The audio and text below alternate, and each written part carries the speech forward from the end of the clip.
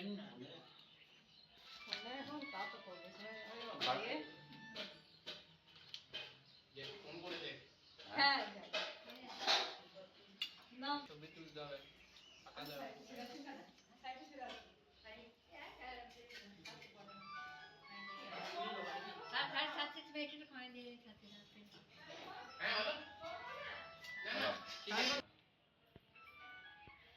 খাওয়া না। হ্যালো মানে শেষ পর্যন্ত মুখ রক্ষা হয়েছে আর কি। হ্যাঁ হ্যাঁ হ্যাঁ হ্যাঁ 600। এই যে মাধ্যমিকে তুমি দশম হয়েছো, কেমন লাগছে? অবশ্যই ভালো লাগছে। মাধ্যমিকে র্যাঙ্ক করা একটা আলাদাই অনুভূতি। অবশ্যই এটা আমার অবশ্যই ভালো লাগছে। সারা বছর পরীক্ষাটার জন্য কেটেছি, দশম হয়ে অবশ্যই ভালো লাগছে। তোমার কি নাম? আমার নাম দেবায়ন ঘোষ। তোমার প্রাপ্ত নম্বর কত? আমার প্রাপ্ত নম্বর 686। কোন স্কুলে পড়তে? কোটাসপুর উচ্চ বিদ্যালয়। এই যে তুমি এই র্যাঙ্ক করেছো, এর জন্য তুমি কাকে অবদান দেবে? এর জন্য প্রথমে অবদান দেবো আমার পরিবার স্বজনকে, আমার বাবা মাকে, এবং তার সাথে আমার স্কুলের যারা মাস্টার মশাই আছেন এবং যারা আমাকে টিউশন পড়িয়েছেন তারাও আমার পিছনে অনেক সময় ব্যয় করেছেন এবং আমাকে যথাযথভাবে উপযুক্ত করে তুলেছেন পরীক্ষাটার জন্য, এবং তাদেরকে আমি আমার এই সাফল্যের অবদানটি দিতে চাই। প্রথম সারিতে তুমি কাকে রাখতে চাও এই অবদানের জন্য?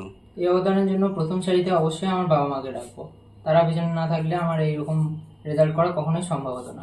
স্কুলের শিক্ষকদের মধ্যে কে তোমাকে বেশি করেছে, গাইড করেছে? স্কুলের সকল শিক্ষকই আমাকে অবশ্যই সাহায্য করেছেন, এবং তার মধ্যে আমাদের কুন্তল স্যারের নাম অবশ্যই আলাদা করে নেব।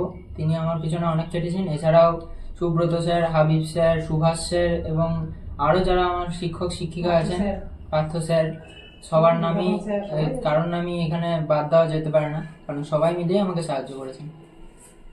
স্যারদের সাথে কথা হয়েছে আজ? স্যারদের বেশ কয়েকজন স্যারের সাথে হয়েছে, তবে অনেক স্যারের সঙ্গে এখনো কথা বলা সম্ভব হয়নি। এরপরে স্যারদেরকে ফোন করব এবং রেজাল্ট সম্বন্ধে জানাবো। কতক্ষণ পড়তে সারাদিনে?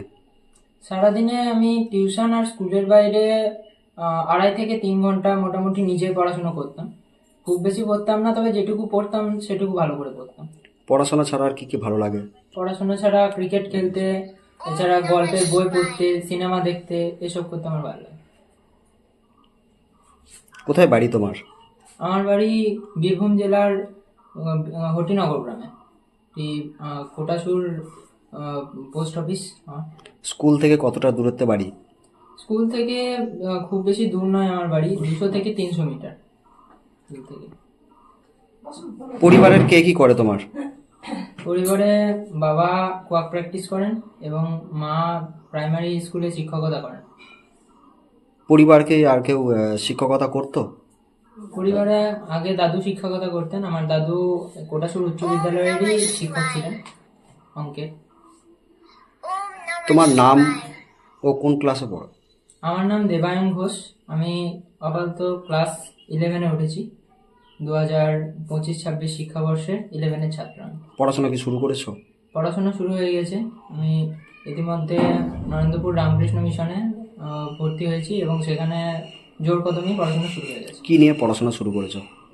পড়াশোনা বলতে আমার ভবিষ্যতে টার্গেট হচ্ছে ইঞ্জিনিয়ারিং করা এবং আইআইটি জেইই দিয়ে কোনো ভালো মানের আইআইটিতে জয়েন করা। সেই জন্য সেই লক্ষ্য নিয়ে আমার সাবজেক্ট কম্বিনেশন হচ্ছে ফিজিক্স, কেমিস্ট্রি, ম্যাথ এবং কম্পিউটার সায়েন্স, এবং সেই নিয়ে আমি পড়াশোনা ভালো করে শুরু করেছি।